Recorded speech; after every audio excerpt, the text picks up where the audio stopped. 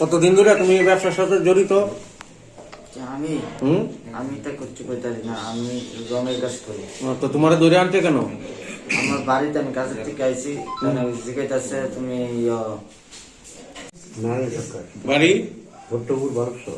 তো কি কারণে তোমার ধরে আনছে? আমি ধরে আনছি, আমি তো বাড়ির একটা 5-6 মাস ধরে ধুয়ে দিচ্ছি।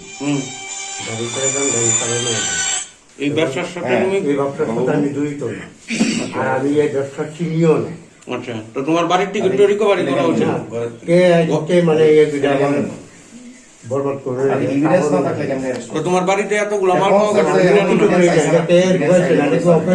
খাটে থাকে, খাটে কিনারে রাস্তাতে আমি বুঝতে পারি না, তারা দেখে আছে তখন ঠিক আছে তোমার নাম কি জিজ্ঞাসা করেন।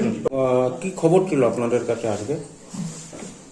আজকে আনুমানিক রাত্রি 8টা নাগাদ আমাদের কাছে একটা খবর আসে, একটা সিক্রেট ইনপুট যে বালুর চোর, ওনার নাম হয়েছে নারায়ণ চন্দ্র সরকার, ওনার বাড়িতে কিছু ড্রাগস এনডিপিএস আইটেমস কনসিল করা আছে।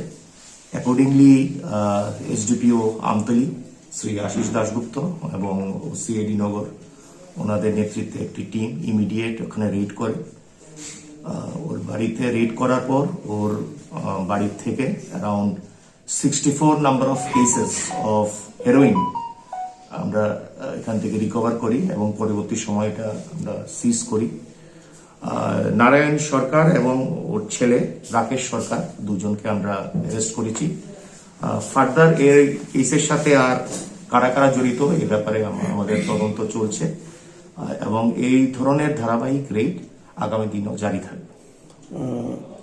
কত লক্ষ টাকার মাল হবে এখানে? Around it will be crore, 1 কোটি টাকার হবে এবং it is one of the biggest red, মানে ত্রিপুরার one of the biggest red আজকে এটা করা হয়েছে, একটা এক্সিকিউশন করা হয়েছে।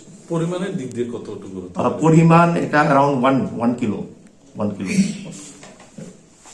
এই ধরনের অভিযান আগামীতে আপনারা রাখবেন? হ্যাঁ, আপনারা জানেন যে আমাদের মাননীয় মুখ্যমন্ত্রী মহোদয় উনি ওনার বার্তা যে ড্রাগ ফ্রি ত্রিপুরা, এর প্রতি আমরা কমিটেড এবং আগামী দিনও ধারাবাহিকভাবে এর রেট চলবে যতদিন না পর্যন্ত ড্রাগ লেভেল 0-তে আমরা আনতে পারি।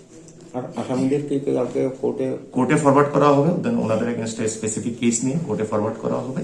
ফার্দার ওদের সাথে আরো যারা অ্যাসোসিয়েটস আছে ওদেরকেও আমরা ডিটেক্ট করার চেষ্টা করবো, অ্যারেস্ট করার চেষ্টা করবো।